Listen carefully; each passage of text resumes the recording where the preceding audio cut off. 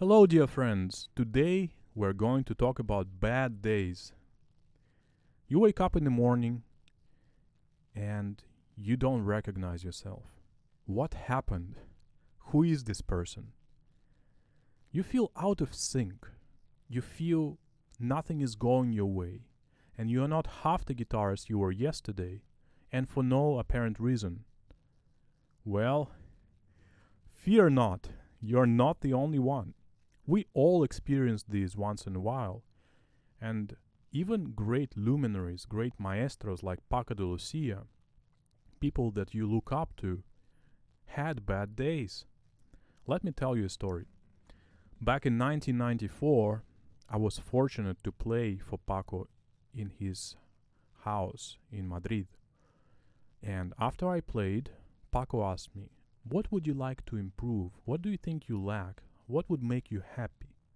And I said, "Paco, if only I could play like you perfectly every single time, it would make me a happy man because I lack stability." And Paco started laughing. And he laughed for like 1 minute, maybe. Took me by surprise. And then he said, "Young man, you chose the wrong instrument for that. Why don't you play the piano instead?" So, all jokes aside, pianists probably have bad days also. And I'm sure they do. But for guitarists, it's a little bit easier. Why? Because we play with nails. So, a bad nail equals a bad day. So, what do you do on a day like this? First of all, there's always an option that's available for you, and that's to rest. Don't be afraid to take a break. One day without a guitar is not going to hurt you. It might actually help you. How can it help you? Well, you'll give a chance for your muscles to recuperate because we beat them up with our practice every day, so they need a break once in a while to heal. Then, of course, you can give the opportunity for your mind to rest a little bit. And also, you'll be a little hungrier for music the next day when you finally practice. So, it's important to decide to take a break from guitar early on, because there is nothing worse than going through your day and feeling like, "Oh, I should be practicing, but I just don't have the power. I don't have the mind for it. I don't have the hands for it." And then it eats into you. Well, decide early on, "I'm skipping a day." Now, how can you make this day beneficial for you? Well, we all have our other activities, other tasks, other chores that normally eat into our practice time. So why don't you do them during this day? The emails that you have to answer, do your anything that you need to do, your obligations. Complete them these days so that you free up the time for the day that you do actually practice, and you will thank yourself. Now, here's the problem with this approach. You can only do it maybe once a week without losing technique, but if you do it more often than that, like 2 or 3 times a week, you might actually start losing technique. So, what can we do? First of all, determine what is it exactly that's bad. Why isn't it your day? Because there are several reasons, right? So let's look at some of them.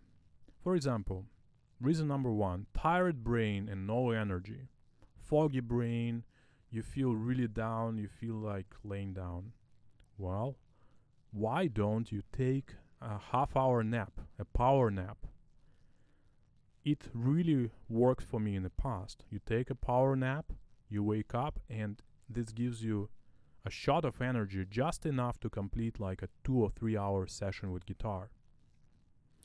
Okay, approach number 2. Let's say you don't have the opportunity to nap. Well, why don't you exercise a little bit? Get your blood flowing, your heart pumping. Because what scares us?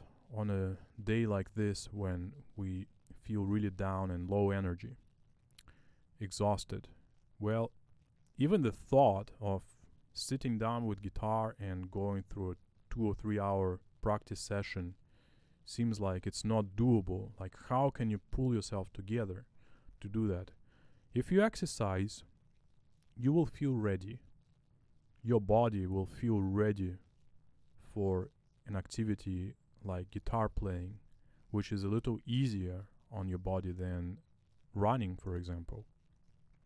So I highly recommend to exercise. But what can you actually do with the guitar? Well, do something that doesn't require a lot of brain power, a lot of attention. For example, technical exercises would be perfect. I have about 5 hours worth of technical exercises that I can do without really involving my brain too much. It's just arpeggios, tremolos, legatos, rasgueados, alzapuos, stretches, shifts, all the different techniques that you can do. And the exercises sometimes are not musical, they're just purely for your hands to move. So you're still benefiting yourself, you're still assuring that your fingers, your hands are fit at the end of the day, but without overloading your brain. Another thing that you can do is use metronome and practice at different tempos. Because when you use the metronome, you're no longer making decisions. The metronome is clicking, so that means you have to play. You have no choice. The metronome is going, so you have to play. It's a little easier for your mind this way. And choose a tempo that is easier for you. Maybe 70% of the real tempo. Then, of course, you can work on passages by repeating them over and over. Just over and over and over and over again. Doesn't take much brain, but is beneficial for your hands if you do it correctly. And finally, on a day like this, avoid distractions. It's so easy when you are low energy to not want to restart once you stop. For example, you have a computer screen in front of you and you check your email when you practice, and then you can kind of get distracted. It's so difficult to restart again with your practice. So don't do that, and turn off your phone or just flip it and make it silent. Okay, so suppose that the problem is tired or fatigued hands or muscle pain. Well, that happens quite often. Either you do something like in the summer, you do some gardening or something like that, or you assemble IKEA furniture, which is is quite fun. Or you just had an amazing day yesterday and you played a lot and your forearms are so sore. Well, first of all, what you can do on a day like this is practice super lightly and super slowly so that you produce a sound just loud enough to be beautiful and to be heard, but no more than that. And play very, very slowly. So it's like a choreography of a dance rather than playing. What else can you do? Well, if it's only one hand that is affected, for example, you are using screwdriver with your right hand and it hurts, well, do exercises for the other hand. Do something that doesn't require a lot of right hand activity. So that is always an option to you. Or, for example, one of my favorite things to do is to learn music. Just learn something new so that you don't think about technique, but you are thinking about the beautiful harmonies, beautiful lines, the rhythms, and you're learning something you've always wanted to learn. Use that day to learn, so it's not wasted. Doesn't take a lot of power, muscle power, but rather brain power. And finally, if it's your thing, compose or improvise. Perfect opportunity for you. Hands don't work well? Well, why don't you work out some falsetto that you're composing? Or why don't you just improvise a little bit and see where it takes you? Perfect. Okay, so suppose you have bad nails. How do you deal with that? Well, how many hands do you have? Right hand has bad nails, but luckily we have the other hand and we don't use nails here. In fact, you should cut them probably. So use some left hand exercises to help you. Stretches, legatos, shifts. You can even go through your pieces just with the left hand. That will be very beneficial for you. Okay. So practice techniques that do not use the bad nail.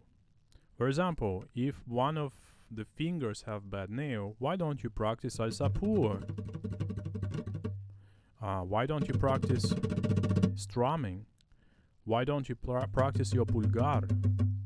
Things like that. And if it's the thumb that is a troublemaker, then why don't you practice your picado? Why don't you practice your arpeggios or your rasgueados?